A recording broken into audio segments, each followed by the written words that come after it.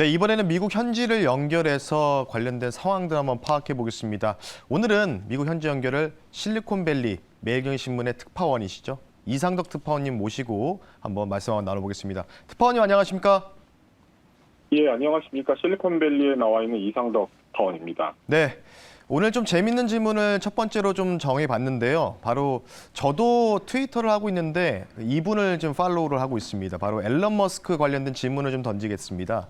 앨런 머스크가 트위터 관련된 CEO, 이제 어떤 식으로 이제 CEO 자리를 유지할 것인지 이제 찬성과 반대에 대한 투표를 올렸는데 그 관련된 사항들 한번 답변 부탁드리겠습니다. 예, 미국 시각으로 19일 머스크가 진행한 트위터 설문이 종료가 됐습니다. 머스크가 트위터를 통해 진행한 설문에는 총 1,750만 명이 넘는 그 응답자가 참여를 했는데요. 57.5%가 머스크의 트위터 경영에서 물러나야 한다고 답변했습니다. 반면 반대는 42.5%에 그쳤는데요. 이번 설문은 전일 오후부터 이날 오전 8시 반까지 이어졌습니다. 이런 트위터에서 머스크가 설문조사를 한 이유는 경영에 지속적으로 참여할지 여부를 결정하기 위해서인데요. 머스크는 앞서 내가 트위터 대표직에서 물러나야 할까라는 설문을 실시를 했습니다. 그러면서 나는 이 투표 결과를 따를 것이라고 밝혔는데 그동안 머스크는 트위터를 통해서 실제로 경영의 의사 결정을 하는 그런 모습을 보여왔죠. 다만 한 트위터 팔로워에 대해서 답글을 달면서 후임자는 없다고 못을 박았습니다. 그래서 언제 또 어떤 방식으로 물러날지에 대해서는 좀 시간이 걸리지 않을까라는 시장에서 분석이 나왔는데요.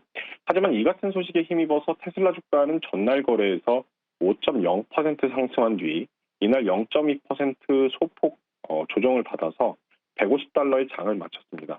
머스크가 트위터에서 물러날지 여부를 진지하게 고민하는 까닭은 테슬라의 주가가 그동안 크게 하락했기 때문인데요. 테슬라 주가는 올 들어서 62.5%나 폭락을 했고 한때 세계 1위 부호라는 타이틀을 머스크가 갖고 있었는데 지난주에 루이비통 모에 헤네시의 베르나르 아르노 회장에게 잠시 내주면서 위로 물러나기도 했습니다. 테슬라 주가가 하락한 이유는 머스크가 440억 달러에 인수한 트위터 경영에 골몰하면서 테슬라의 경영자가 안 보인다는 지적이 일었기 때문인데요. 더 나아가 머스크가 트위터 인수자금 확보를 위해 36억 달러에 달하는 테슬라 주식을 최근에 매도를 한 바 있죠. 이로 인해서 테슬라 주가는 지난 한 주간 16% 하락을 했고요. 스탠다드 앤 퍼스트 지수가 3% 하락에 그칠 동안에 테슬라 주가의 낙폭이 더 컸었습니다. 또 이로 인해서 지난주 처음으로 시가총액이 5천억 달러 타이틀을 내줬는데 골드만삭스는 목표 주가를 305달러에서 235달러로 크게 낮춰 잡은 상태입니다. 사실 머스크가 트위터에 손을 대면서 매일 논란을 일으켰는데 뉴욕타임스와 워싱턴 포스트의 유명 기자의 트위터 계정을 정지시키면서 머스크가 언급한 언론의 절대 자유를 침해했다는 비판이 있었고요.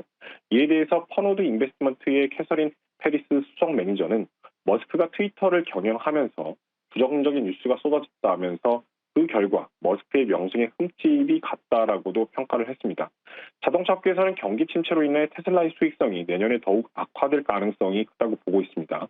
전기차 가격이 비싼 데다 소비마저 둔화가 되면서 판매량이 줄어들 수 있다는 우려인데요. 테슬라 주가가 고평가됐다고 판단되는 이유이기도 합니다.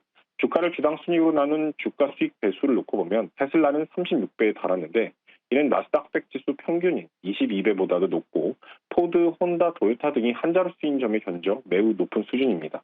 이에 대해서 스피어 인베스트먼트의 이바나 텔레브스카 최고 투자 책임자는 내년은 수요 둔화, 공급 증가가 맞물리면서 전기차 업체들이 상당히 힘든 한 해를 보낼 수 있다면서 특히 테슬라는 중산층에 집중하고 있기 때문에 타격이 더 클 수 있다라고 분석을 했습니다.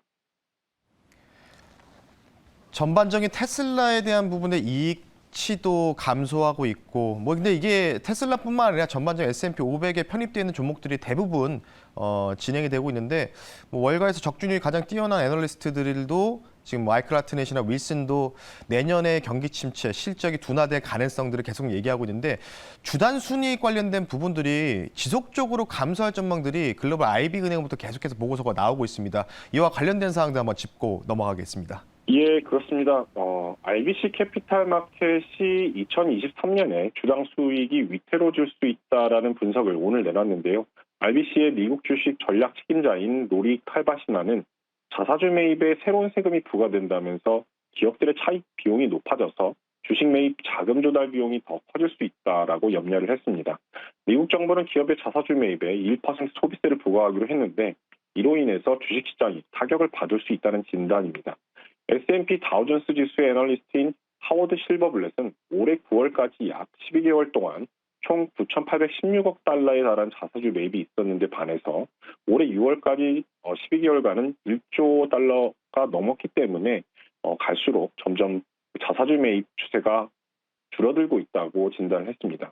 특히 미국 주식시장에서는 상위 20개 기업이 자사주 매입 규모의 약 49%를 차지하고 있는데요. 대표적으로 애플, 알파벳, 메타, 마이크로소프트, 엑소모빌, P&G, 엔비디아, 쉐브론 등이 있습니다. 주식수를 줄이는 기업이 비중이 점점 줄어든다는 진단인데 기업들이 자사주를 매입하는 이유는 이렇습니다. 주당 순이익을 높이기 위해서인데요.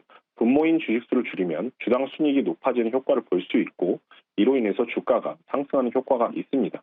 때문에 그동안 수많은 빅테크 기업이 자사주 매입을 통해서 주당 순이익을 즉 EPS를 높인 전략을 썼는데 내년부터는 이런 전략을 쓰기가 어려워질 것이라는 진단입니다. 이상 실리콘밸리에서 이상덕 특파원이었습니다.